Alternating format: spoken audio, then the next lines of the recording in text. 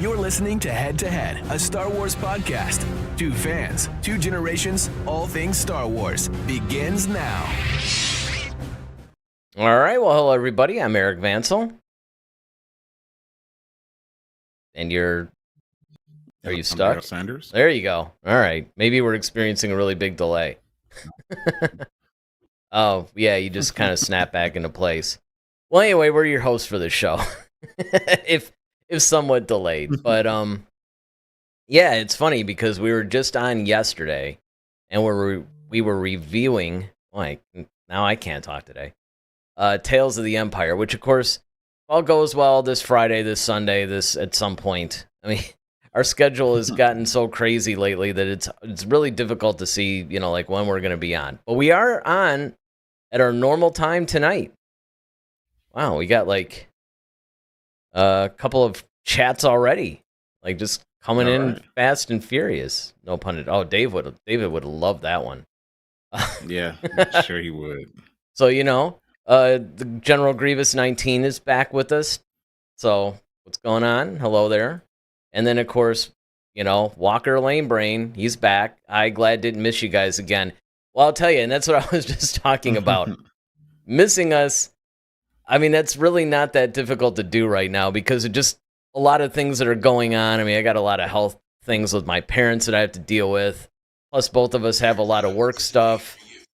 So, I mean, it's just been really crazy. So, like I said, obviously like and subscribe, but definitely hit that notification bell because then you guys will always know when we're on. Although we are trying to adhere to that, Monday, Friday thing, like what we've been doing for years. It just seems to be going a little bit crazy. And then, of course, Ted Adam Green is with us, so this is great because already we've got, we don't have to wait for like 15 minutes when people trickle in. I mean, we actually have a decent group right now to start with, which is nice.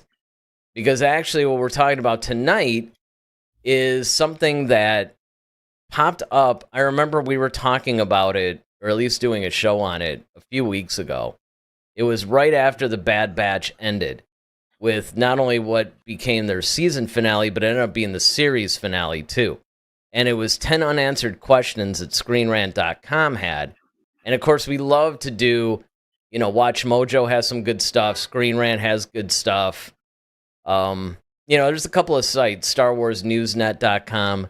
Occasionally, we'll run across something in those, and we'll say, you know what? This would actually be a really good discussion topic. And this is definitely one of them. It's like some unanswered questions from the Bad Batch. Now, before we get into this list that Screen Rant came up with, and again, I have to point out, this is not our list. But if you were to create a list, like what's an unanswered, like one unanswered question? This goes out to anybody watching this live right now, too. Or if you're watching the rebroadcast, certainly, and David's with us now, too. Basically, anybody can answer this. But for you, what was an unanswered question that you had at the end of the series? I think one of the questions I had was Omega. Like, what is her actual ability? Like, they kind of hinted around it, but they never definitively said, like, we know Hunter, what he can do, crosshair, tech. We knew specifically what they could do, but like with Omega, we knew she was talented in certain things, but we don't know specifically what that entailed. No, and that's funny that you say that, because that was exactly mine. And that's something, actually, spoiler alert, that's not on this list. There's a lot of good questions that I had as well that are on this list, but that was definitely one that is not on the list. And I have been wondering the same thing, because they have hinted towards maybe she has some force abilities, or maybe at least a sensitivity. They did definitively say that strategy was her power or talent or whatever, but I don't know. I guess you could say that, because you also have diplomacy as one of Leia's main things. So I guess it counts. But we'll see with even with I'll just say Lois, Leia.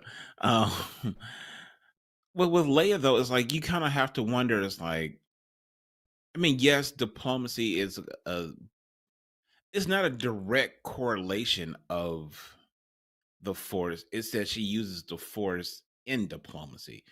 The thing is, it's like she learned diplomacy just because of her father and her mother. Like they're running Alderaan, and she's a part of the Senate, and so you have to learn those diplomatic things. She's just able to employ the Force while she's being diplomatic, but that's not like a Force ability. You see what I'm saying? Yeah, I know what you're saying, but I mean, it's no different than Luke using the Force to amplify his piloting skills. There's no such thing as Force piloting. True. Yet. Right. I mean, they have come up with a bunch of other ones, right? So that might be coming. True. But right, it enhances or amplifies, Right. your current powers or whatever.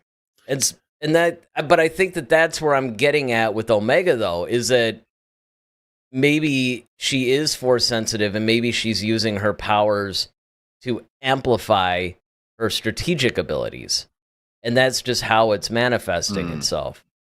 Okay. Yeah, so I mean, I think that's pretty much what it is. So let me just get these couple of chats in, and then we will roll into our list. So, of course, David says, hello, gentlemen. It's Star Wars Day. Yes, one of two. Monday and Friday, or Monday and whatever other day we're on, right? And yes, Mr. Vansel, I love the greatest of all time franchise reference, Fast and Furious. Lord Jesus. What was the thing that we were coming up with yesterday? There was something yesterday that we were... Oh, which was like the worst film between Fast and the Furious and Star Wars. Like, yeah, was that it though? Was that the... Because I know we were joking about that, and then I think... But there was something that I definitively said, wow, this actually might make a good... Was that it? Yeah, that was it? Yeah. Mm-hmm. Yeah, we'll have to do that. Even if we made that a members only thing. I don't know if anybody else wants to see us compare the Fast and the Furious and the Star Wars franchise, which is a very niche thing. But if somebody else wants to see it, cool. If not, for David, we'll make the show and make it part of our members thing, since currently he's the only member we've got that's paying at his level. Walker basically says, would finally push Wolf and his team to defect and join Rex's rebel group. Where's Cody? Will we ever see Rex again? Well, I have a feeling you're going to really like this list. I have a feeling you're really going to like this list, because actually that's a great segue. Oh, he's got more. Hold on. Is Rex's PTSD moment in Rebels connected to something tragic that may have happened to Cody? Since Echo and Hauser survived, did they eventually retire in Pabu, since we don't see them in Rebels? There's a lot of that is not only reflected on this list, but I think the general fandom probably thinks the same thing, right? Like, there's a lot of things that they bring up in the Bad Batch that are just begging resolution, because we don't see a lot of these guys. Now, a fun fact, Lucasfilm did decide to throw the fandom a bone, and they changed. There's that one rebel soldier in Return of the Jedi on Endor. He's got like a beard or something. It's not Maydeen. It's like one of the guys in there who's prominent, but he was never named, and his character was never named. So they threw the fans a bone and said that's Rex. So they basically officially said that this guy that's a soldier in Return of the Jedi on Endor, that's where you see him, that's actually Rex. So that's fairly interesting. But here's a good segue. Jumping right in. What happened to Commander Cody? That's actually our number 10. And yeah, that's something that I definitely agree that we really do need to answer some of these types of questions, because again, he was a critical character. He was critical in the Clone Wars. He was critical even in the films in Attack of the Clones. He actually grew in prominence. He wasn't just a throwaway side character. I mean, this guy really played a prominent role. Yeah, up until he didn't. Right? So it's sort of like you have all this, And I said this before, this is one of the dangers of creating or filling in a lot of the backstory is that, well, okay, if you do it too much, you're either going to contradict or you're going to somewhat negate some of the things that happened before. And, we always give a Star Trek example in this show for some reason. One of them is Discovery. Now, the first 2 or 3 seasons of Discovery I thought were really good. The first 2 seasons, actually. The other 2, they were okay. But I say that because if you watch Discovery, it's supposed to happen before the original series. Now, aside from the whole, hey, we're making this 40, 50 years later, there's a lot of things, technology, even like in-universe technology, that you're going, well, wait a second. This shouldn't be existing right now. Now, they try to fix it by throwing them, hundreds of years or whatever into the future. But, you really have to be careful that when you try to tell too many stories and you try to fill in a lot of stuff, I think that can actually be a little bit dangerous. I mean, I'm sure you probably agree with that too. I mean, even you've probably seen this in other franchises. You've probably seen this in Star Wars too. Well, yeah, I mean, whenever you try to bring too many characters in or try to tell too many stories, we often point to Batman. One of my favorite things is, Oh, yes. when they bring in too many villains and you're trying to tell origin stories for all these different characters, you kind of lose, something's going to suffer, Well, and there so I is think that. you Yeah. have to be mindful of that. Right. But I mean, and that's another good point too, is that if you try to bring in too many elements, one of the nice things that made the original trilogy so untouchable is it had a very simple, fairly linear story. Linear story, yeah. They didn't really try to bring in a bunch of stuff. And I think that even though when you read the novels and everything and you say things like, man, they should really bring this and bring this and bring this, all well and good, if they're good stories, but you also have to be careful not to crowd the lore too much. And I think that's Yeah. a valid point. Yeah, because things become convoluted. Yep. You're going to lose some things, and you can't. It's like it loses its effectiveness. So like I would rather do one kick 1,000 times versus throwing a whole bunch of different moves in this to be flashy and this to make it cool. But it's like you really don't hit everything that you're supposed to hit, if that makes sense. Yeah, it makes And perfect sense. If you just replace kick with lightsaber, yeah, then, there you go. you've got the original trilogy battles versus the prequels. We actually did I think back Yeah. when we did the Duel of the Fates segment, back when we used to do the show in like 3 3 segments. segments. And we had the Duel of the Fates where we'd always pit something against something else. It could either be a concept, could be characters, could be anything really. And that was one of them. We did the prequel lightsaber battles versus the original trilogy. And one of the conclusions that we came to in that was that in the original trilogy, even though the battles weren't as flashy, they actually meant something. They were way more meaningful. There was a lot of character things behind it. I mean, it wasn't just a bunch of display of cool choreography, which is in a way what the prequels were. And again, given the context, it makes sense. It was a little bit more of a combat thing. It wasn't so much of a personal thing. I mean, in the original trilogy, what'd you have? You had an old master versus his former student. You had, basically father and son, and the whole universe is essentially at stake. So, I mean, just by virtue of the relationships, you have that. I mean, when you take a look at Obi-Wan versus Maul, for instance, I mean, who cares? All he looks at is, okay, this is a guy that has to be stopped. Yeah, I would agree but when you do look at the story and when you look at the prequels, the prequels is the start the start of the war. So Mhm. you're going to have more battles. It's expected that you're going to have more action in that because that's the beginning of this whole battle. When we get to even though we got the original trilogy first, the original trilogy takes place essentially after the major battle has been won, and now you just have this rebellion that's just trying to hold on to some semblance of hope, and of defeating this thing. It's like they're the last hope of everything. So you know, it's a little bit. It makes sense that it's a little bit more linear versus the prequels, which is the huge war that blows up and it's all Right, on where you different fronts. have to cover A whole multiple lot, yeah, battles and fronts and planets and all that. And that's absolutely. true. But it's just if you're isolating it though, because again, when we were doing that particular episode, we were just isolating the battles, Yeah. right? We weren't necessarily placing them in their context so much.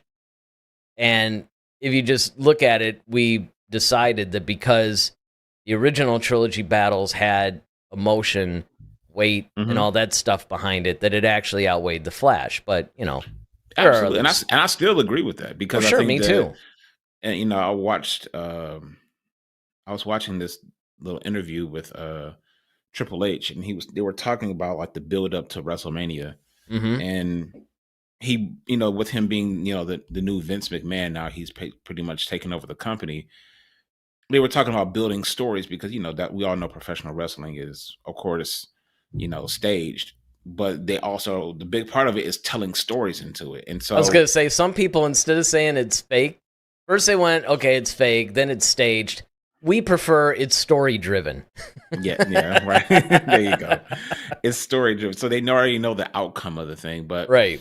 the whole thing of it is, and he was just saying like, I, his personal style as far as where he's trying to take the company, he's like he wants to get back into developing like really good stories like they had back in like what we call the Attitude Era, Hmm. where he's like what he said, and I love this quote he gave. He said, "I would rather see a bunch of dialogue that leads up to one momentous gunshot.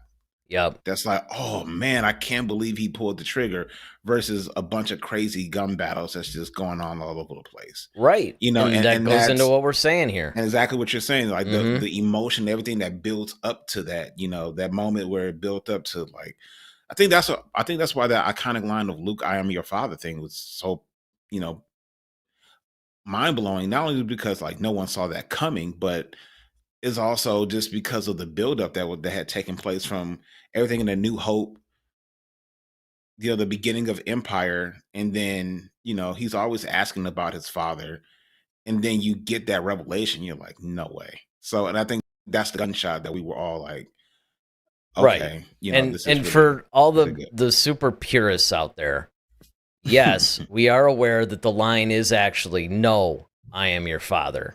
Yes, That's one of those like things that, for some reason, yeah. It's like he didn't say, Luke, I am your yeah, father. Yeah, it's one of those right. things where it just what do they call that? The Mandela effect or something where, everybody thinks that it's something, it's almost like this mass hallucination pretty much. Right. But we got some stuff from Walker. Let's get this stuff out before we go to our number 9. He says the epilogue gave one a definite bone. There's a high probability we might see Omega in a future animated series or live action in the Mandoverse. Maybe she reunites with Hera or finally meets Boba Fett. Yeah, I mean, that was one of the things, and I think you and I talked about this in an earlier show when we were still reviewing season 3. I think we said something about that they might, whenever we would say, well, where do we think it's going or whatever, I think in one of the Hmm. episodes, we actually did say, well, they're probably going to leave Omega somewhat open-ended, which, I mean, they did, you know. Um, Yeah. I mean, and I could see. I would love to see her with Hera. I think that would be interesting. that would make the most sense, I would think. Yeah, and especially you're gonna join up with the rebellion, and Hera kind of has his way of dealing with the young group of people anyway, like Ezra, Sabine. Mm-hmm. So it would make sense that like Omega would probably fall into that category. Yeah, Although it absolutely. would be interesting to see her run into Boba Fett too, but I would probably want to see that as they're older though. Well, and that's the thing, because obviously we've had the revelation that she's technically Boba Fett's sister, because, everybody's related in Star Wars now. So it would be a little fascinating to see that dynamic as well. He goes Yeah. on to say, since the Bad Batch already confirmed the clones started the rebellion and brought senators from both sides of the aisle together, there's almost 3 more decades to expand that story if they want to. And then he says, and show us why the clones suddenly backed out of the movement for a few years until Ahsoka sent the Ghost crew to go recruit Rex's group. Yeah, one of the things that I really enjoyed about the whole Star Wars thing, and we're seeing this as we're building up to Andor. We got a tease in a deleted scene from, I think it was probably Revenge of the Sith.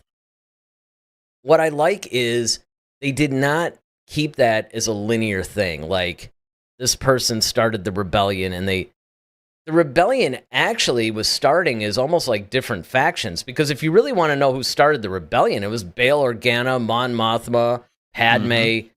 All that was happening at the high level. They were building sort of that core level. And then, of course, at Andor, we saw even more of that, right? And then simultaneously, you have the clones getting involved because you had this whole clone element to it.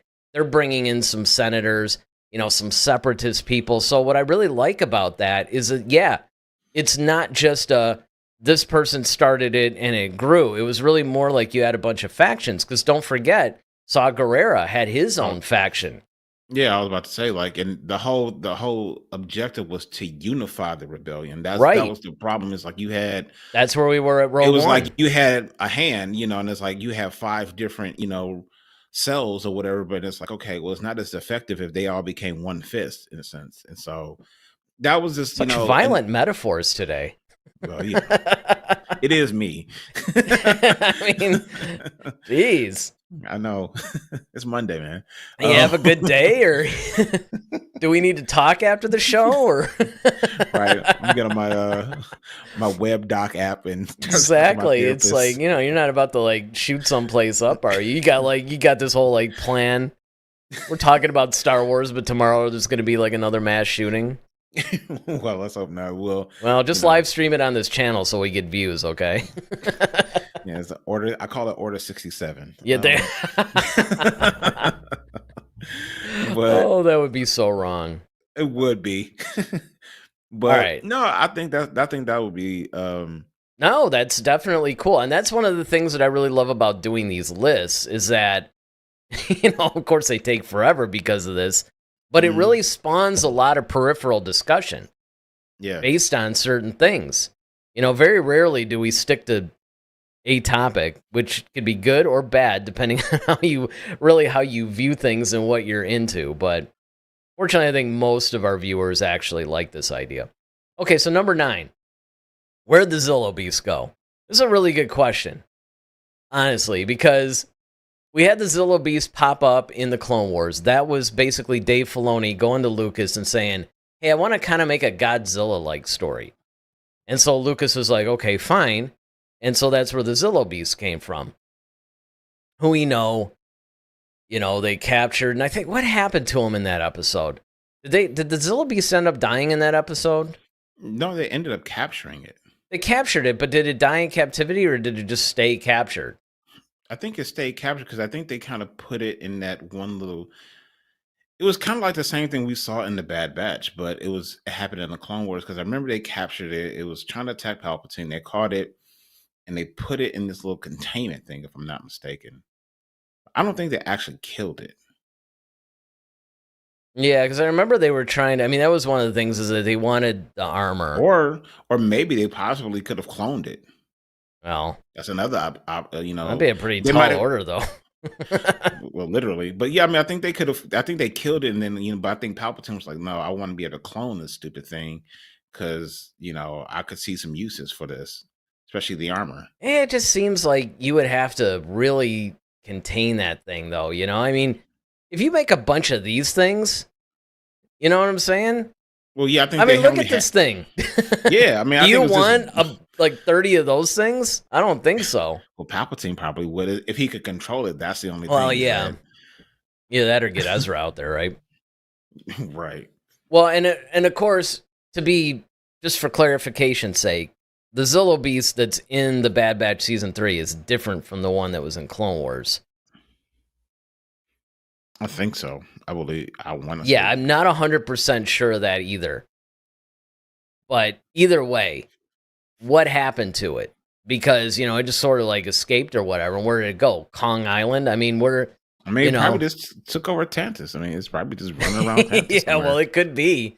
I mean, Look, there's a bunch of other wild stuff that was there too. Yeah, I mean that's exactly what they found Betcher, little hound. Well, So yeah, wasn't Betcher though like imprisoned with them?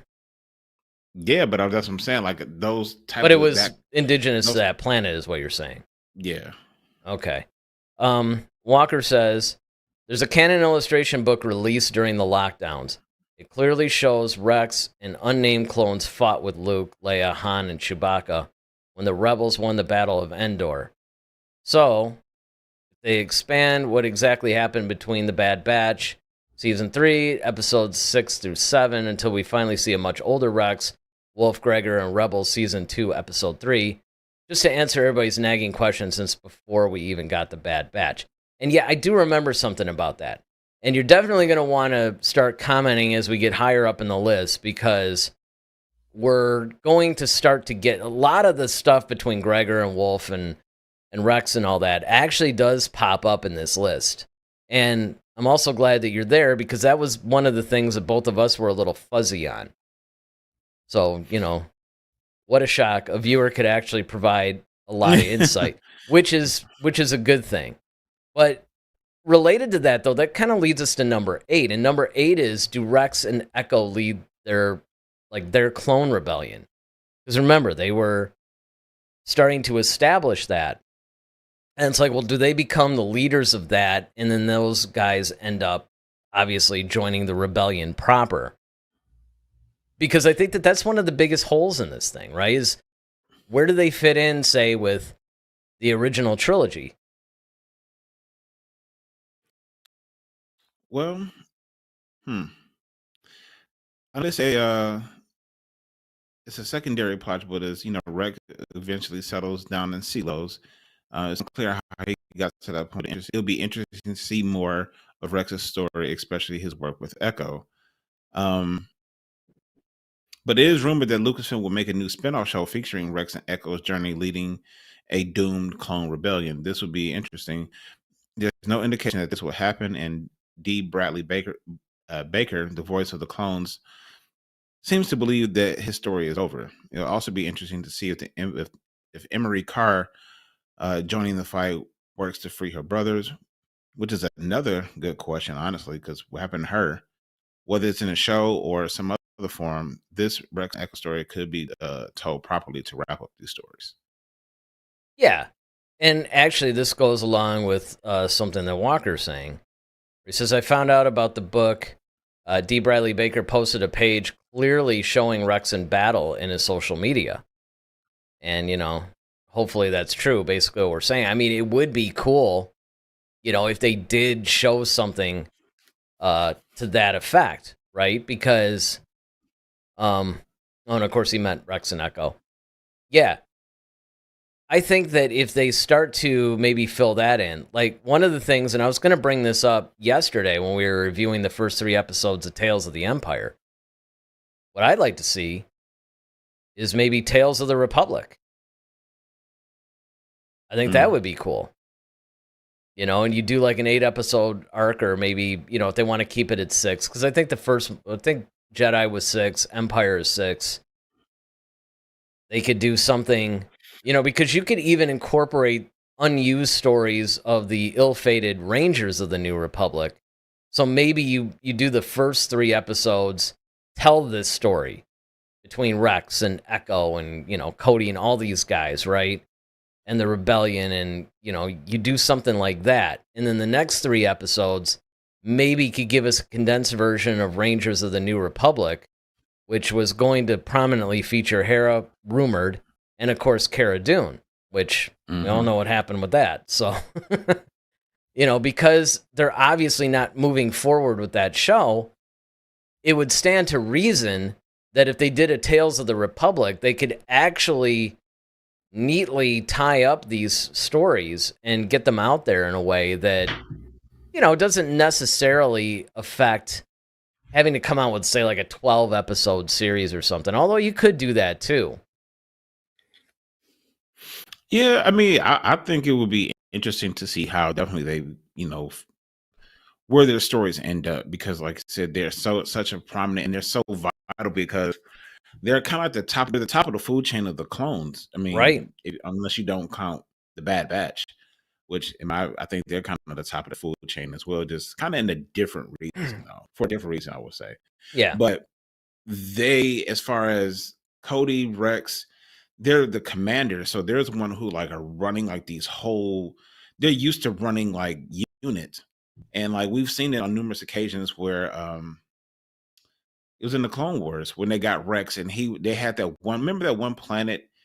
They were like friendly people and they didn't have any weapons, but Ahsoka and Rex and all of them had to teach them how to use like military tactics. They had to give them like the droid poppers and stuff. Like you have to roll it this way if you don't, and just teaching them how to fight. And so I think that would be a great, thing to show like, okay, the elevation of Rex, because he's such a trusted guy and he's beloved by everybody. So if they did a show like that, like you said, where they kind of show the beginnings of that, and that's a good way to resurrect the Rangers of the New Republic, since you're not going to focus on Cara Dune anymore. At least that's what we've been getting. Yeah. So I mean, I definitely agree. Walker says, yeah, it feels like we'll probably get more Tales of series in the future. Maybe they'll start releasing different stories every year on May the 4th. Yeah. Or every other year, whatever the case may be. Yeah, that's what I'm hoping. I mean, once they actually broke ranks and it was not Tales of the Jedi Season 2, it became Tales of the Empire. That's pretty much the same as almost like the book series, right? You had Tales of Mos Eisley, you had Tales of the Bounty Hunters, it was these anthology books that would have a bunch of short stories based on different characters, and that's essentially what they're doing with this, at least for the first two that we've gotten.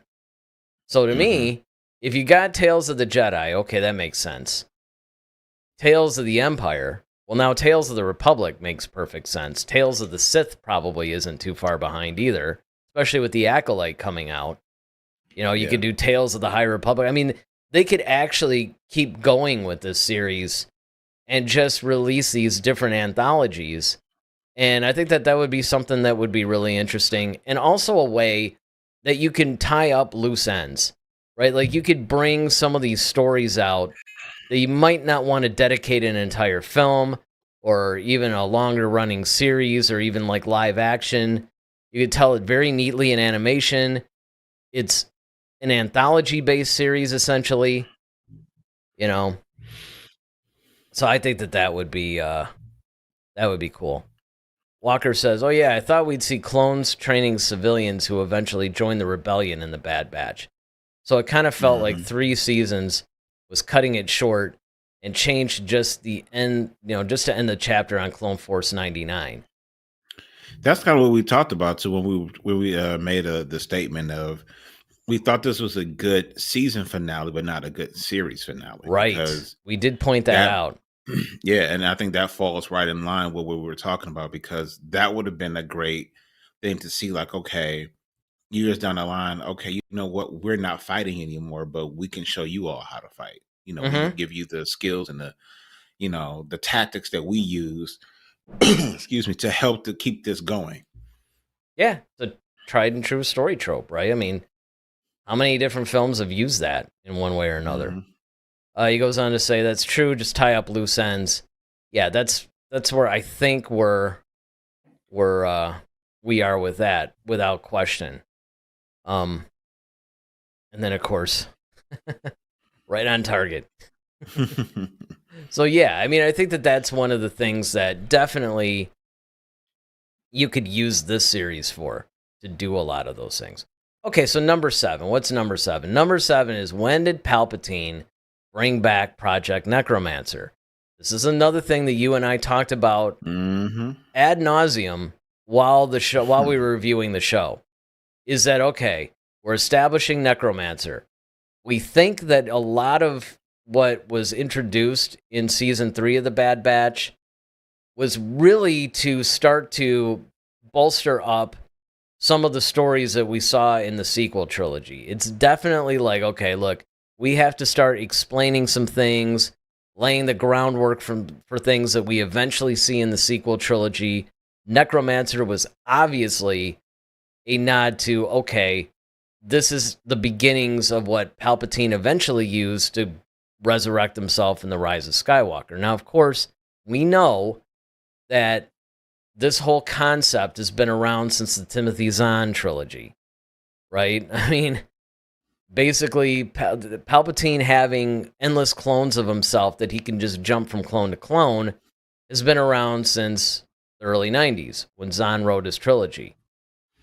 However, I think that what they're doing is they're putting a little bit of a different spin on it because, of course, the difference between the expanded universe version, at least how it started, and what we eventually got in the sequel trilogy is the expanded universe version was a little bit more sci-fi, right? It's a cloning thing. You know, you're taking his essence or whatever, putting it into, another clone. If that clone dies, they could put it into another clone and so on and so forth. Whereas in the sequel trilogy, it was probably a little closer to what Lucas would have imagined. And that is, much like a Force ghost, you have a Sith spirit. We know that Sith spirits exist because that was introduced in the EU and more or less carried on in some of the new canon books. And then, of course, Rise of Skywalker made liberal use of that concept. Mm-hmm. So, I don't know. I think that's probably a good encapsulation of it. But, of course, the question becomes, when are they going to bring that back? Because it seemingly has died. Now all the funding is going to go into Stardust, which we know is the construction of the Death Star. So when does a little kickback get back into Necromancer? Well, it says, now let's say gave her life so she can destroy Hemlock's databanks and free Omega from the watchful eye of the Empire. Of course, we all know that, Necromancer did come back into the fold when we get to the Mandalorian, or somewhere during that time period, because that's when Palpatine seemingly comes back and in the Rise of Skywalker. So it's more than likely that the project is up and running probably during the time of Mandalorian, which is why they were looking for Grogu and things like that. Right, because Pershing is the one that took it over, essentially. At least. Right. So now, I don't know if it went from, what's his face? Hemlock? Yep. Yeah. I don't know if it directly went from Hemlock to Pershing, or that's just what we've seen. Like, maybe there was another, Dr. Jones or whatever, had it maybe it's like, say, during Empire Strikes Back or something. I don't know. You know what I mean? It's... Yeah. So, you call him Dr. Jones, doll. Yeah, exactly. A little short round. Aren't you a little short round for a stormtrooper? While much of Hemlock's research had to be restarted, it's not hard to believe that Palpatine had another scientist to call on to complete his research. It's possible that as more Star Wars titles come out, this will be answered. It'll be interesting to see if Brendol Hux be brought into the fold of Project Necromancer and learn what involvement his son, General Armitage Hux, had in completing the cloning of Emperor Palpatine. Well, so, yeah. I don't know. Brendol, yes, because he was, again, if you really want to get the most background we have on the formation of the First Order and like what happened leading up to it, the Aftermath trilogy of books. I know getting through the first one's going to be a little painful. It's a tough read, I'm not going to lie to you. I mean, it's a good story, but it just, I don't know, it wasn't written very well. Now, of course, Life, Death, and Empire's End were actually very good. And with Empire's End, we get a little bit of a window into, what Palpatine was thinking. It was basically like, all right, if I end up dying, then the Empire is no longer worthy to exist because it couldn't protect me. So he basically had this like thing that led the entire massive fleet that was left to Jakku, where he had a big bomb that was going to blow everything up. So there was that, right? And then Brendol basically, along with Sloane, was really an unsung hero in the new canon books. I mean, she's introduced as Captain Sloane in A New Dawn, which is the very first new canon book that came out. And then, of course, she was in the Aftermath trilogy, where she's like an admiral by that point. But there's a bunch of people that were on this like new council, and you could see that this was the beginnings of the First Order. And so, yeah, I agree. I think that that's what's going to happen. All right, Walker's got a ton of chats here before we go to our number 6. Says, regarding the Zillow, I guess Mace Windu finally got his wish. It's living peacefully in the Outer Rim. Also says, I want to know, too, Palpy Necromancer, Project Necromancer. Yeah, I mean, it just seems like this is way too important for them to just put on the back burner. Yeah. It says, since Sidious already had a good-sized fleet guarding Exegol, maybe Project Necromancer was secretly restarted after the first Death Star was destroyed. And then, of course, because his Sith cultists would have needed time to rebuild the fleet and troops, too. And, of course, he was giving us a thumbs up on one of our things.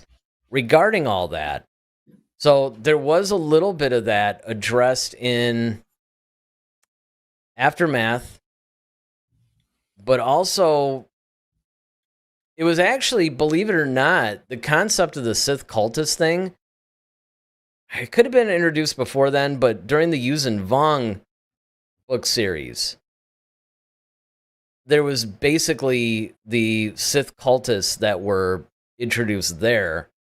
They were ported over into the new canon books, and they did feature in the Aftermath trilogy. So I think that might be where they actually lifted that for Rise of Skywalker. Now, of course, you and I have talked about this too, where the Final Order could have been, definitely a part of that, right? With the whole Sith Trooper thing. It would have been nice to know if they were technically Force users or whatever. Necromancer probably had a lot to do with that. Maybe their armor was made out of Zillo Beast armor. We don't know. Point is, there's a lot that they can fill in. And that's one of the reasons why, one of the things that you and I said is that even though Star Wars is the most at home in the movie theater, and even though it was meant to be that, I actually think that they could get a lot done with a lot of these live action and animated series. They could really accelerate all this world building and filling in gaps and all that stuff through that, and then just say the movies to sort of spawn off future series. Almost a reverse of what they do in Marvel. Yeah, almost like basically make the move or have the movies set up the series. Like, okay, we're going to give you, the macro, and then in the movie, and then we give you the macro, like with a series where we can kind of really delve into a lot of like, okay, well, this is where that came from, and this is kind of the backstory of all that. And and then you could just, that really could be the future of Star Wars if they just really, once again, you really have to plan it that way. You have to really plan and produce it to be that. Yeah. Well, and Walker says that's good to know because I was wondering where Palp's got those cult followers. Yeah, and that was what it was. And actually, if you really want to be hyper technical about it, the Nogri, which was a species that was introduced in Timothy Zahn's novel, and would always call Princess Leia Lady Vader because they kind of worshipped Vader in a way. They were sort of the embryonic introduction of Sith cultists. But Aftermath is where we get, the Yuuzhan Vong books, and then Aftermath for the new canon is where we basically get this introduction of the way that we see it now. Because when I saw The Rise of Skywalker, it was the first thing that I thought of when I saw them all in the thing. I'm like, oh, they actually brought this into the films because it was a book thing. Whereas everybody else thought, ooh, this is a really cool concept. And I'm like, yeah, it's been around for a while if you've actually, read a bunch of this stuff. But that's okay. Not everybody could do that. Okay, so number 6. Number 6, how did Omega hear of the rebellion? And that's actually a very important distinction, too, because we've been talking about, like, okay, where is she in, like, the original trilogy? Or what's her special force power? Is she even force sensitive? And here we have this scene where she's about to leave for the rebellion because they had obviously skipped ahead in time in the season and series finale of The Bad Batch. And all of a sudden, in my mind, I was thinking the same thing. Like, well, wait, how did she hear of the rebellion? Who recruited her? That's another really good question, too. Well, I would say it would be probably safe to assume, that You hear things, rumblings through people who are coming in and out of Pabu. I mean, I'm sure they probably, the Bad Batch probably went to a couple places that maybe have been out of the purview of the Empire because they know, like, all right, they might not be looking for Omega anymore because there's no point because Necromancer's been, abolished. So it's kind of like, okay, she's no longer of concern to us at this moment. So we're going to redirect, like you said, our energy, resources, and funds to Stardust, the Death Star. Which, when you think about it, Stardust being the Death Star, that's just hilarious. Because I never really thought about it, but that's basically it's kind of sick because, like, that's basically turning a planet into dust. Exactly what it is. So wow, that's just so wrong. It is. The Empire actually, like, I never even thought of that, but if that's what the writers were thinking of by naming it that, it's just like, man, dude, that's just that's just next level wrong. Absolutely, but hilarious nonetheless. Hilarious. But yeah, I think that's probably what happens. They go to different spaceports, people come in, and they're still connected with so much stuff. They still probably have contact with Echo and all them over the years. So I'm sure, and that's what Echo was doing. He was like, okay, I'm going to help Brex with his whole thing.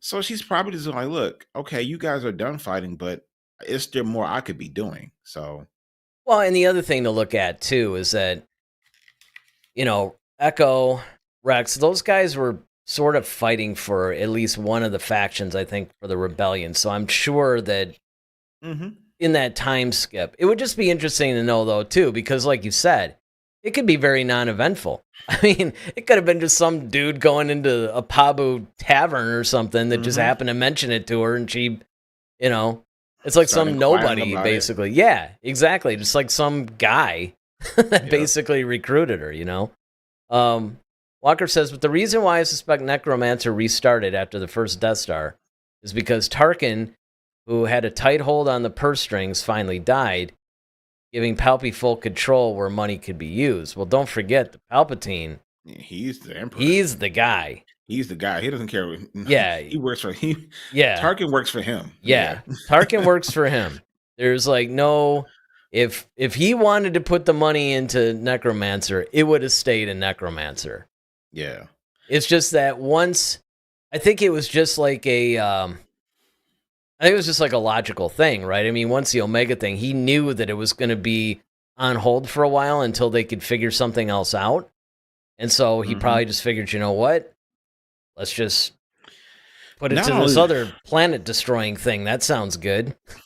Well, not only that, but if you really think about it, it's kind of like, if you think about the conversations that they had in A New Hope, if you have this planet-killing or destroying space station that can travel through hyperspace, mind you, and then has enough firepower to destroy an entire planet. I mean, granted, Necromancer is designed to preserve Palpatine and keep him alive, but it's kind of like, well, outside of age, there's nothing that's going to touch him because you got Vader standing there in the way at the time. You got this whole space station that can destroy a planet. I mean, he's pretty much untouchable. The only thing that's going to kill him was himself because he's using the dark side of the Force, which ages you. But I figure, and to your point, Eric, I think the other part of it is true, where he's like, look, until I can find somebody else who's talented enough to do it, I just have to wait this out. But, in the meantime, I can keep everybody in line and I don't have to even worry about death really like that because I got all this control and I got all this power. Yeah, I mean, he was still relatively young at this point, too. He wasn't like super old. I think Palpatine was probably maybe like in his 60s or 70s, possibly. So, I mean, he definitely had some time to get this whole thing going. And like I said, he pretty much had this whole plan. And we know that if nothing else, he has tons of patience. And I think that's what he was doing. So Walker says, the Bad Batch probably had comms set up in Pabu after the Tanis incident and heard he met Hera. He corrects us later. Hera's or Mon Mothma's call to action. That's a possibility as well. That's a good point. And he says, and you guys are right. Maybe Echo or company kept them updated as well. Yeah, I mean, I just think that there's a lot of different ways that they could explain this, and pretty much, it's a mystery. It would be interesting to know, but even if they had just said like, "Oh, Hunter, I'm gonna go off and join the rebellion," like Echo said, or just put like a line in there, sort of alluding to it. That would have been nice. David writes, do the characters in Star Wars age like humans, or do they live 300 years? Well, that depends on the species. So yeah. Wookiees usually live around 250 years. Obviously, the mystery Yoda species lives to be around 900. Humans generally have roughly the same. They have roughly the same lifespan as like us lowly ones on Earth do.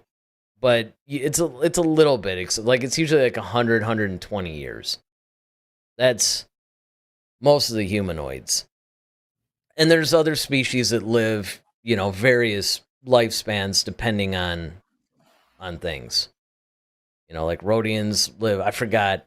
There was a time where I actually knew the rough lifespans of a bunch of species, but, then I got a job and responsibilities, and I actually had to fill my brain with some other things that were arguably more important. So unfortunately, some things have to go. So that was one of the things that went. Number five is, of course, we've just been talking about this a little bit. Where is Echo during Rebels? And notice it specifically says Rebels. Yeah. So it says Echo had a great story arc. He left Clone Force 99. The end of the Bad Batch leaves Echo to join Rex's efforts in freeing the other clones. However, this is the last time he is seen in any of the Star Wars continuum. When Rex is seen in Rebels, he never mentions Echo, which means Echo's fate is a mystery. Because the former ARC trooper left with Rex and Omega didn't mention him when leaving for Pabu at the Bad Batch's epilogue, is likely he likely died sometime in between. It's unclear on how or when Echo dies, but knowing that the story seems to be where the story seems to be heading, it was likely fighting to free his brothers. It's hinted that Rex and Echo will be leading a clone rebellion, so audience may see that along with Echo's death in future Star Wars titles. And that would be a nice loose end, to tie up, I think. Like, some of the loose ends I don't think are necessarily worthy of being on screen in some form. I don't think you really have to put everything out there. But I think something like that would be good because, again, and we brought this up earlier in the show, it's like if you're going to feature a character prominently, then their fate should actually be, unless, of course, you want to save that for a future time, right? Like, you want to make it somewhat open-ended, right? You could do that so that way authors of books or comics or whatever have the ability to write future stories about them, and they don't have to necessarily worry about the timeline up until they die, kind of a thing. So that's definitely something. Walker says, can you imagine if humans lived almost forever like the Bendu? Well, then they'd be vampires. Right. He says, I want to think Echo eventually retired in Pabu. He deserves to live and have a good life. I would like to actually see a bunch of them, because the weird thing about this is that's a story thing that you never see in a lot of places, but especially Star Wars.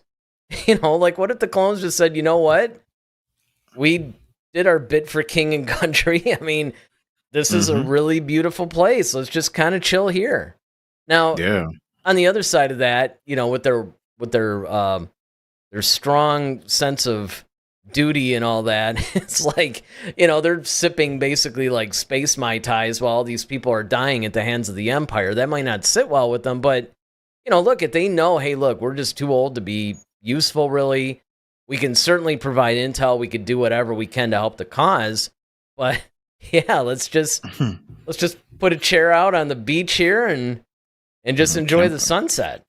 You know? Yeah, I mean, I think I always wanted them to kind of have their own like little planet or little town where it's just them. You know, it's like okay, not just maybe not just them, but like you said, like a Pabu situation where see, I could see them kind of all retiring there and then making him almost like the how Grief Karga became like the magistrate. Yep. I was thinking that too. Yeah. Just kind of make them like the little security of the military for give them like okay look you guys can stay here and in turn you guys just have to protect us from anything that could cause us harm or create some self-defense stuff for us so just in case things come to our borders or shores again we can defend ourselves unlike the last time Yeah. so Yeah. and then that would be Exactly. cool Yeah. No, I agree.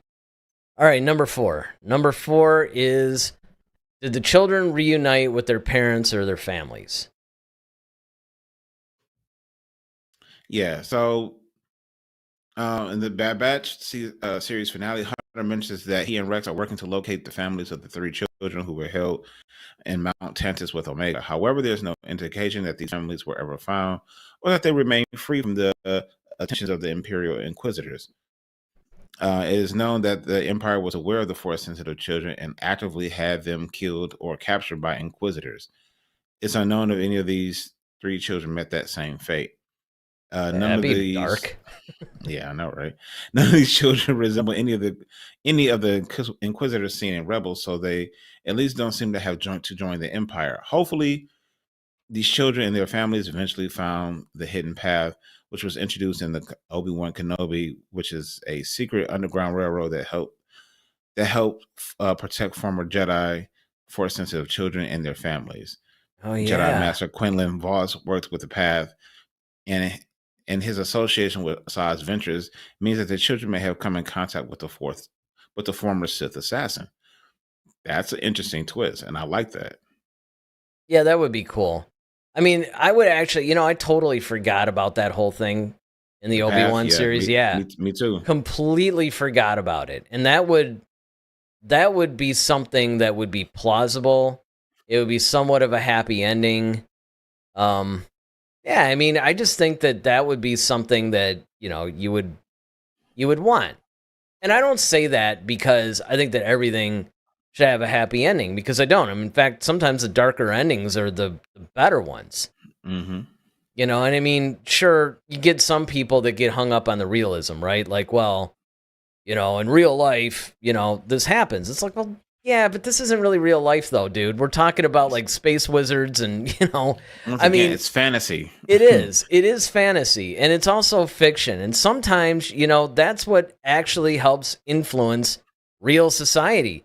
When people see things like the moral of the story or the happy endings or stuff like that, and you feel good coming out of the theater, you pass that along. So sometimes I actually think that, maybe it doesn't have to reflect reality all the time. That Right. said, though, I like this because it provides that happier ending, but it also provides it in a more grounded way. Because otherwise, yeah, like who is actively doing it, right? Because the kids, we don't see them in any of the epilogue stuff. So, like, who took them where?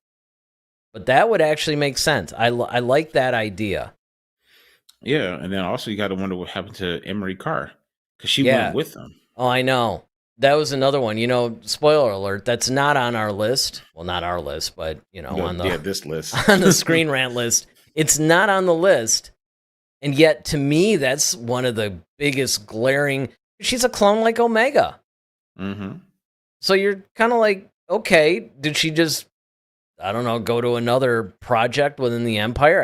I guess. Well, no, I think she left because she saw what they were doing there. So she was like, "Yeah, I don't agree with it." So she pretty much left because she can't go back to the Empire because then they'll know, like, okay, well, you kind of helped. I don't know, though, destroy all because, this. I mean, it depends on, because to me, anybody that knew that is dead. So I don't know if that would necessarily be known. And the other thing, too, is that somebody with her knowledge, especially of all the Empire's inner workings and their experiments and all that, you really want that to be a loose end? Well, no, you don't. But my thing is, I'm saying I wouldn't. I think the Empire would rather probably kill her more so than Right. That's what I'm But saying. But also, I'm saying, like, I think Emery should probably either join with the rebellion. I thought you had said she would join the Empire again on another project, and I'm thinking like, no, she would Well, I did more in the likely sense join of, the. well, what it is it depends, right? The Empire would only want to kill her if they knew of her betrayal. Mhm. Nobody that knew of her betrayal really is left alive. You know, she could go back and just be like, yeah, you know, those guys just came in. I did what I Got out of could. here. You know, I maybe take a couple of the research with me just to sell it a little bit more. You know, I mean, because look, I mean, nobody would really know. And it wasn't Mhm. like, I mean, she was high up, but it wasn't like she was like Hemlock, you know? Yeah, Because there was but I mean, that other chick at the end, the other doctor that was suspicious of Carr's. oh yeah, dealings. Yeah, you had her, but Carr was over her. Right. She outranked her, Danny. Well, a few good men line. Let me get to some of these chats. So Walker says, I actually thought all clone survivors would eventually inhabit and colonize Idalfor. I remember that planet. The planet Hunter finds and mentions in season. I guess it cut off. But yeah, no, that's a good point too. There's a lot of this is why I get frustrated sometimes, because a lot of times, whether it's in a book, a comic, another animated show, a film, whatever, they'll introduce something, and then you look at the logical thing that they should do, which I always put in force powers too, right? You see this all the time. The Jedi will use some amazing force power, but then in another situation where clearly they should use that, they don't use it. Mm-hmm. It's like, seriously? You know, because I don't know. Anyway, he goes on to say, it sounded like Rex probably contacted Ahsoka to find those kids' families. That's a possibility. So Grievous is basically the Bad Batch, like a bunch of memes. I guess these are all good. See a couple hearts there. Like cool emojis. Yeah, bunch of cool emojis. And really, I would like to see more on the Bad Batch, honestly. I really hope we do get to see more. Walker goes on to say, I thought it was going to be Omega asking help from Ventress, but the writers went a different way. Yeah, we all thought the same thing because they introduced her. And I'm actually glad that they avoided that temptation. He goes on to say, yeah, see, Emery is another loose end. I'd like to see a future resolution for her character. Absolutely. He agrees and says, true what we were saying, but she could sell secrets she was privy to. But that's only if they knew. Then he mentioned season 1. I'm not really sure what that was in reference to. Oh, maybe that was part of the Emery thing. But yeah, I mean, there's a lot of ways that they could go with this, right? And there's a lot of other loose ends, again, that are not mentioned on this list, but they should address in some other form or another. All right, let's go to our number 3. Number 3, this is where we need Walker's help, especially. Why are Rex, Gregor, and Wolf on Selos? So I know you got the whole article in front of you. Yeah. So what's the deal with this? Sometime before the beginning of Rebels, Rex, Gregor, and Wolf go to live on Selos and spend their days hunting Yupas. It's unclear how long they've been residing there, how they got there, or why they decided on Selos instead of a different planet. In Rebels, I keep thinking of CeeLo Green every time I hear that. Yeah, they're over at Selos. They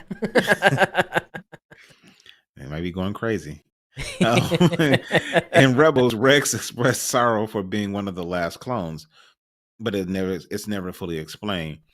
As previously mentioned, it had been rumored that Captain Rex will get his own spinoff, which will show how he ended up on Selos. If that doesn't happen, audience may never learn the truth. Filling in the gaps for audiences will really help finish off Rex's decade-long character arc. Okay. So we've got nothing, really. Well, I mean, here's the thing. I don't know how popular this next statement's going to be, but this is something I really don't care about, to be honest. You know, if I'm really putting it out there, and I always say that I'd be honest with you. And look, I get into all the minutia of this stuff, I'm a Star Wars geek too. I get really deep into a lot of. I mean, look, we got our show, right? I mean, we've Mhm. obviously gotten really deep into some stuff. This is one of those things that, I mean, again, man, I forgot about this, to be honest with you. And I don't necessarily think that this bears any explanation. Now, you guys out there, whether you're watching this live right now, like Walker, or, maybe you're watching this thing on demand at some point, after we've done the live show, then maybe you guys can enlighten us on what we should care about this.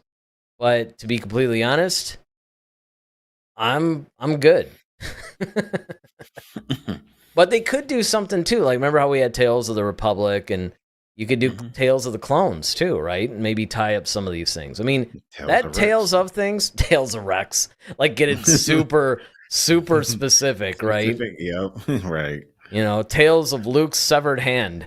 The Rex Chronicles. The Rex Chronicles. You could actually do something, because look, one of the things that I think we can all agree on, particularly in this era, there are enough loose ends with a lot of these remaining clones that it would warrant almost its own series. Yeah, I mean, you do have, like we said, we talked about Cody, we've talked about Rex extensively, we've talked about Echo, we got Wolf, Gregor. I think was he part of that group too? Yep. Yeah. So you do have these stories. You have a gang of people that you could definitely delve into their story, and it could hold. Look, I'm not suggesting they do this in live action, although that would certainly be cool. But they can definitely do an animated show, and I'm not saying it has to be like 4 seasons or something. No, I think you probably could do that maybe like in a season or 2, maybe at the max. Yeah, 2 at the max. Almost kind of like how Resistance was. Where you don't have to do these multi-season things. And again, I mean, I guess they could do like a Tales of the Clones or something, wrap it up in 6 episodes, if depending on how much they want to go into. Because don't forget that in a lot of cases, you can't ignore the fact that there's an entire industry in the books, in the comics, things like that, right? So there's a lot of things that they're going to want to leave for those as well. And obviously they do that from a marketing perspective, because it's like, oh, you want to find out what happened to like Vader after the Empire Strikes Back? Hey, read this War of the Bounty Hunters comic. They're not going to spoon feed it to you all the time in a TV series, whether it's animated or live action or a film. They want to sell as many products to you as possible. So, there is that. All right, number 2. Yeah. Number 2 actually plays into something that you had asked just seconds ago. And where is Asajj Ventress? Yeah. Where's now? I like the idea of the path that you were talking about. Yeah, and I think that would be a cool thing, because she did mention that she has a soft spot for kids because she was snatched as a kid as well. Mm-hmm. So it says Asajj Ventress made a surprise return in the Bad Batch season 3 after she was thought dead at the end of Christy Godey's novel Dark Disciple. Ventress apparently went back to her Clone Wars career as a bounty hunter, but it seems that she has a little more of an affinity for protecting Force-sensitive children like Omega. It's unclear if she's connected with Jedi Master Quinlan Vos, but it would be great to see the pair on screen together after their amazing story in Dark Disciple. The Bad Batch avoids saying where Ventress went after she encountered Clone Force 99 on Pabu, but Lucasfilm clearly has plans. Originally, Ventress was intended to return in Star Wars Resistance, which takes place around the same time as the sequel trilogy in 34 ABY. So it's possible that the former Sith apprentice will make another appearance in Star Wars titles like Ahsoka Season 2 or The Mandalorian and Grogu. Yeah, I mean, I just look, I can't say, and everybody knows, anytime anybody even mentions Dark Disciple, I start going psycho with praise over how good of a book that is. And it is. Or she dies at the end of it, or at least it's implied that she does. I guess that's out the window, right? Or it's like, okay, that ship has sailed. She's not dead, which is good because I actually like, look, if you could bring Darth Maul after being cut in half and falling down a shaft, Right. there's like nothing. Because it's funny how everybody, yaps about Palpatine. Oh, this is unreal. I'm like, unrealistic. At least he's got like some magic thing going on, right? Yeah, he's the most powerful Sith He's the most Lord, powerful Sith Lord. He's been messing with like creating life and all this stuff for like decades. Like cloning, and he did a whole, so he's part of this whole Whole thing. Yeah, so that makes more sense to me than this apprentice who basically got lopped in half and fell down a hole, and his anger somehow kept him alive. Now, it's funny that, like, okay, his anger kept him alive, but Padme died from a broken heart. It's just, Yeah, I know. I mean, there's a lot of things like that I just, you're just like, come on, man. I mean, look, the next thing I'm waiting for is like Dooku comes back. Right. His disembodied head or something. And look, I mean, I guess of negative energy. Hey, if Grievous can be like a spine and some eyes and a heart and just put him in a metal casing, I guess you could do. The thing is, if you can bring back Maul, you can bring back Ventress. And that's totally cool. I'm okay with that, especially because I love that character so much. And I think that that's a really great thing. And the way that they're handling it, I think is also cool. Right? I mean, they're handling it very, very well, in my opinion. And so, yeah, I would love to see some more things. I would like to actually see them do the Dark Disciple as either like an animated feature or whatever, or maybe even incorporate it into a series or something. All right, so Walker has some thoughts here. He says, did they go to Sealos because of some traumatic experience that involved the clone brother's death? Yeah, Tales of can be used to answer this. Yeah. And he goes on to say, the only reason why I'm curious about is because the clones we see in Rebels Season 2, Episode 3 are not the same gung-ho clones we saw fighting actively in the Bad Batch Season 3 mid-season episodes. Yeah. You know what? Not really sure. And I think that that's the reason why they need to fill some of this stuff in. Because there are a lot of questions that, and look, even if people out there, like there might be some people watching this that were kind of like me, right? Like, I don't really care why they're there. But here's the problem. Even if you don't care, and I'm one of those people, but I'm fully able to admit this, is that you also have to look at the ramifications that it holds for characters or storylines or whatever down the line. And so sometimes you actually have to add clarity to these things just to give future stories like a direction. Or you could leave it vague, I suppose, so that way you can use the characters any way you want. I mean, it goes both ways on that. Walker says, I'm looking forward to more Ventress stories. And then, he started laughing, and then, he's like Dooku's head floating around to taunt Vader and Palpatine. Yeah. I think that would actually be pretty hilarious, a floating Dooku head. Or maybe Dooku's head's like hooked up to some thing and he basically, talks to people. I don't know. It could actually have some funny comedic, maybe another Lord and Miller movie. Maybe you could do the Lego thing, which I'm really looking forward to, because there's what did I read? There's like another Lego Star Wars thing that's coming up that just looks amazing and hilarious. And I can't remember what it was. It's being made now and it's going to come out. But it had a really funny concept. And I mean, I love it, man. I think it was the holiday special from last year, or maybe it was the year before, or maybe it was like Tales of Halloween. I don't know. I get them mixed up sometimes. But I think it was a holiday special because they had a thing to where they started time traveling, and Kylo ended up like landing in the throne room where Luke and Vader and all those guys were. And Kylo ended up like talking to Palpatine. Palpatine's like, you know what? I like this guy. Forget you guys. I mean, the way they did that was just so hilarious. So if you guys haven't seen the Lego Star Wars stuff, it's great and it's very well done. And in a lot of cases, some of the actual guys come back and voice their characters. Like I know Billy D. Williams voiced Lando. Oh man, who else did they have? They may have had Mark Hamill in one of the episodes. I know they've had a couple of the people come back and actually really do their voices. So if you haven't had a chance to see that, you're definitely going to want to see that. And then Walker, he says, "Oh yeah, a new Lego thing is coming out this September." That's what it was. Yes, and there's Darth Jar Jar in the trailer. That's what it was. Oh, man. It was like this. I'm trying to remember what the actual thing was. It was sort of like, what if certain?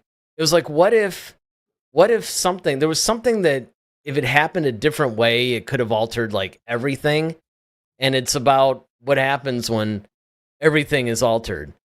And I mean, the trailer is hilarious. He's like, "Means I kill you now," or something like that. I mean, it's awesome. And of course, it's a nod to the theory that Jar Jar was a Sith Lord. And if you go back and look at the prequels a certain way, you can sort of see it. I remember reading it once, and it was.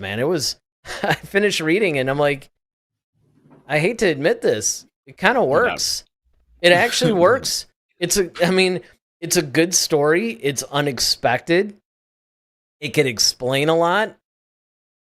I arguably might have liked that better than the Rise of Skywalker version. All right, so let's get to our number one. Our number one is, how does Wolf end up with Rex on Sealos?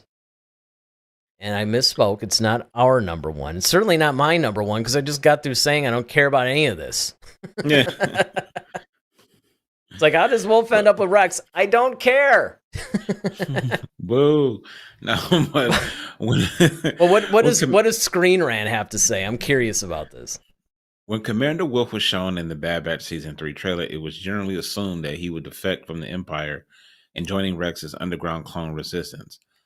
However, when Wolf appeared, it was clear that he wasn't about to defect. He was still indoctrinated with the Empire's message, and he was running errands for them. When coming face to face with Rex, Wolf thought his friend was dead and ordered his men to stand down and let Rex and his allies escape. Wardrobe malfunction. I mean, like malfunction. Rebels revealed that Wolf would eventually end up living with Rex and Gregor on Sealos, but it's still uncertain how they ended up there or what happened to the other clones working with Rex. Additionally, it's not known when or how Wolf left the Empire. It's possibly he was forced to retire, or alternatively, he may have gone AWOL and defected. Either way, this is a likely story Dave Filoni will want to tell at some time in the future, when the dust has settled from the Star Wars Bad Batch. Hopefully, audiences won't have to wait too long. Well, that part of it, I could actually see them wanting to do, and I would definitely watch that. Because remember, I was the one that wanted, oh man, what's the guy's name? I can't believe I blanked on this already. Bad Batch guy, the bad Imperial officer. Rampart. Rampart, yeah. I actually wanted to see the whole thing with Rampart joining up with them and all the hilarity that would ensue. Because, I mean, I just love the chemistry with those guys, and it was actually really funny. I mean, just having them going off on adventures together would just be hilarious, because Rampart was so cantankerous. And, right. I mean, they could do something, I guess, similar with Wolf, maybe, if he does turn, if, like, it's almost similar to, like, Crosshair's story arc in a way, where he's seeing the Empire for what it is, and more importantly, realizing that they don't care about anybody. You know, that you're totally loyal to this, and you're just a cog in the wheel. You're just a cog in the wheel, and you're disposable. I mean, once you're useless, you'll just be discarded. So why are you doing this?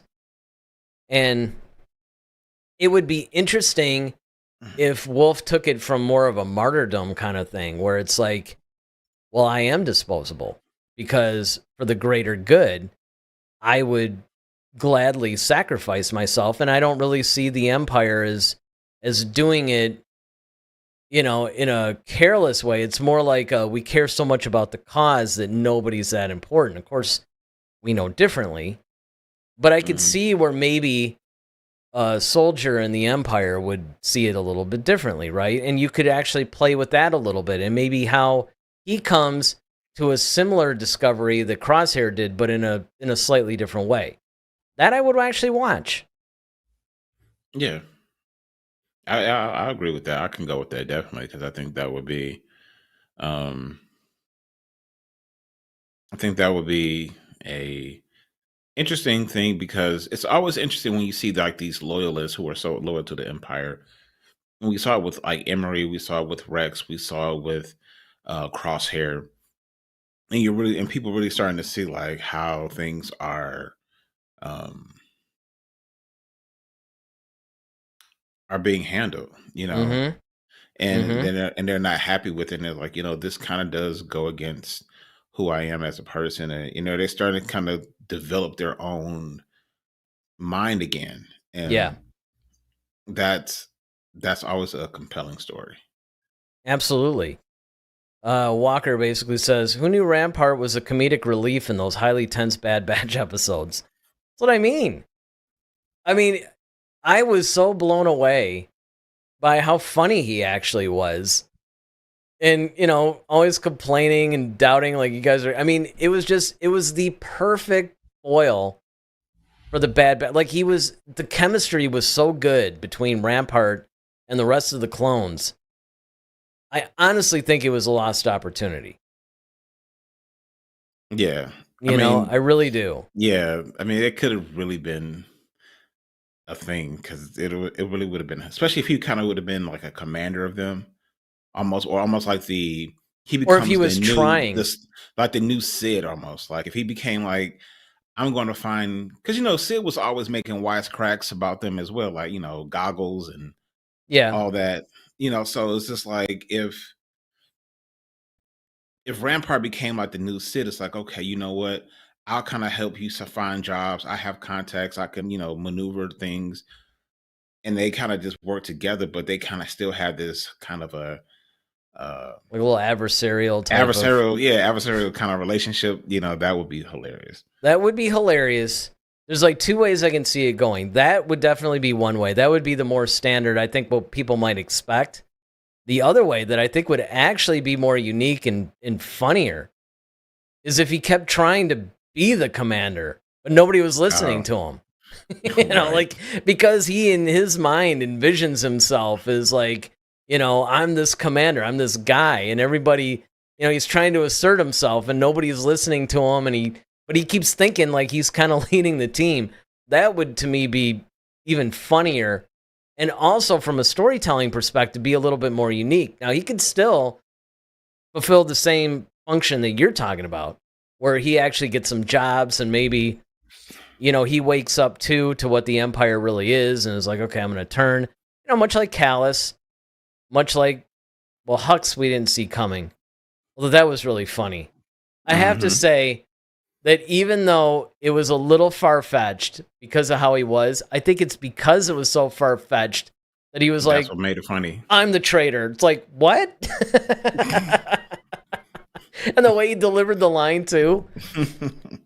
That's still Hux like one of my had- top moments. And that's another lost opportunity because Hux was so hilarious. I'm like, man, I want to see him working with, the New Republic a little bit more, like the Resistance. That's right. They're called the Resistance. I mean, that would have been great. Well, Hux was just hilarious just because of the little comments he made or the stuff that he would do. Like, just the fact that he despised Kylo so much. Oh, and then when he was needling him constantly, but then he could only go so far because he didn't want to be killed.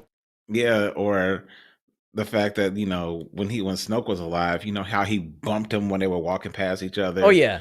But also, that was awesome. It was like the best part of the sequels to me. But the moment in your favorite is when he had that gun, he was about to kill him, and then he started waking him. He kind of put it behind his back, like, that was still just like, and so it was hilarious. such like a Hux move too. Exactly, like, or of course after the barrage when he was like, "You think you got him?" It's just like, yeah, that's my because favorite, nobody would stand up to Kylo like that, right? And he was always being kind of sarcastic because in his mind, he knew he was in trouble now because, without Snoke there, He didn't have as much protection. Exactly. He had to toe the line. He had to toe the line a little bit, but he still kind of resented it. And it would come out.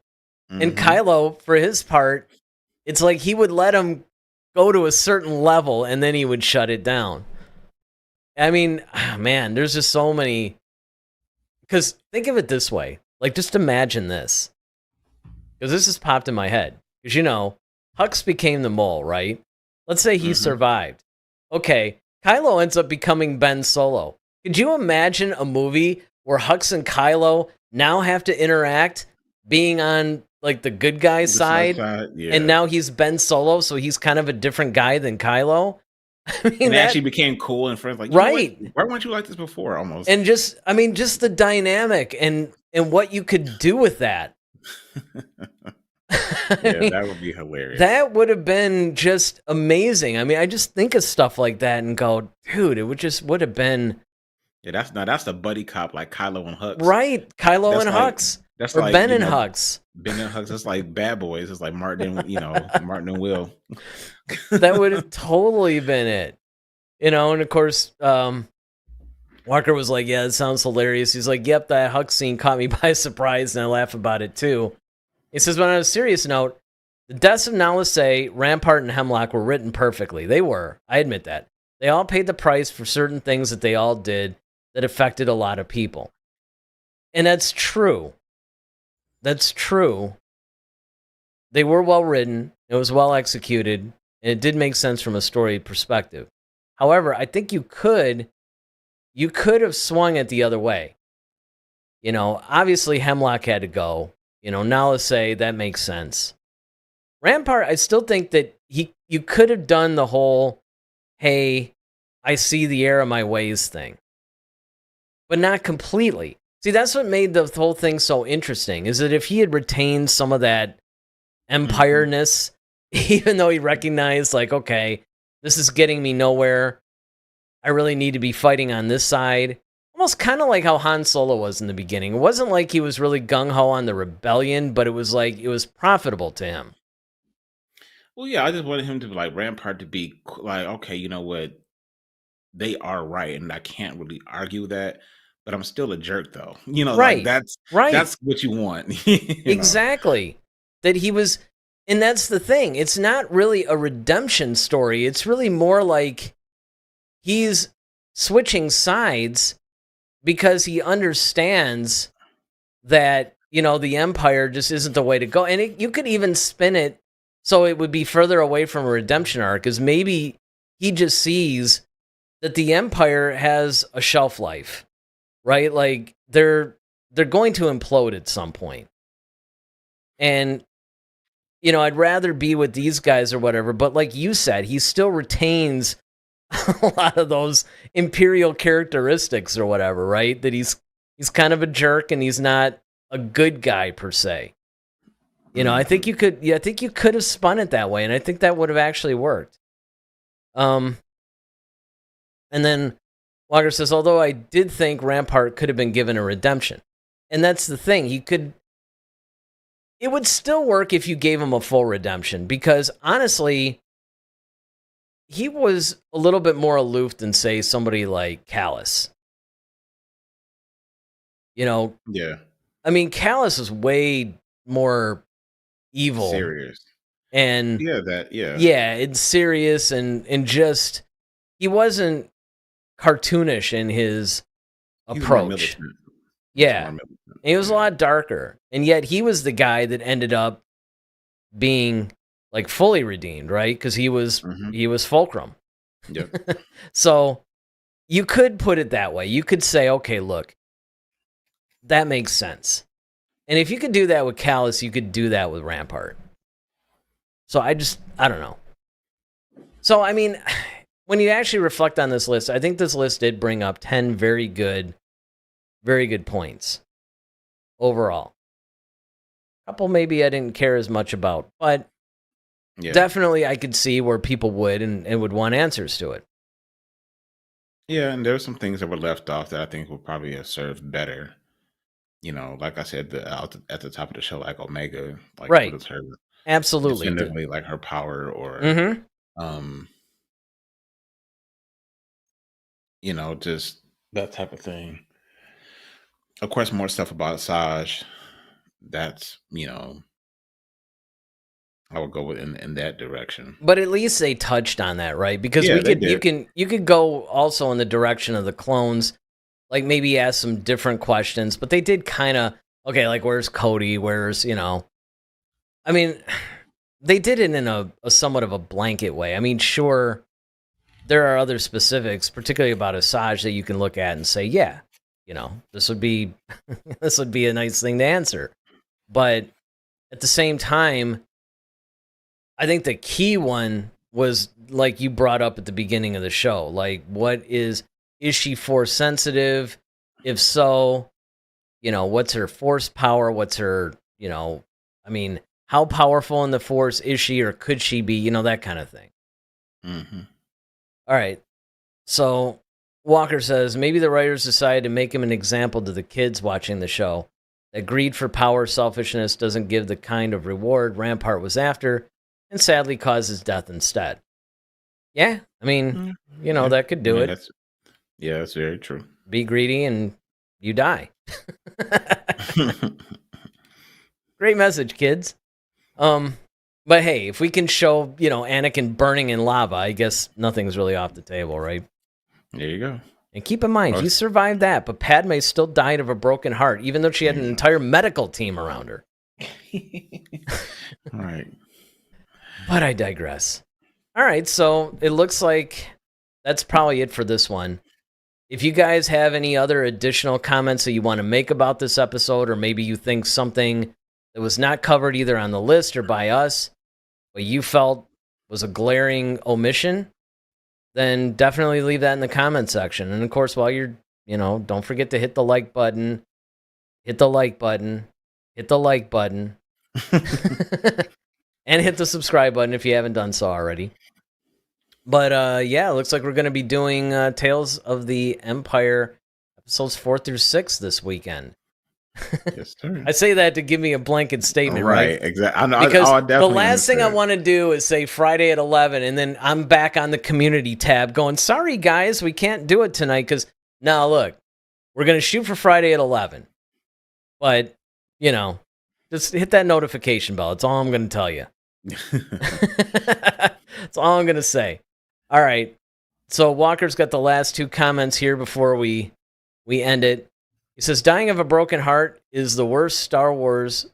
It's the worst that Star Wars still hasn't answered. Yeah, talk about unanswered questions. Like, how does that work? And he says, hope to catch you guys next time. Look forward to seeing you. Yeah, I mean, we're not making that easy, though.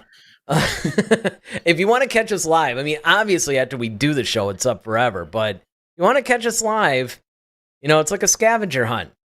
Find out when we're actually going to be on. We're going to make it interesting for you guys. But we do appreciate when you guys, no matter when, we always have some people on here chatting live with us, and we really appreciate that.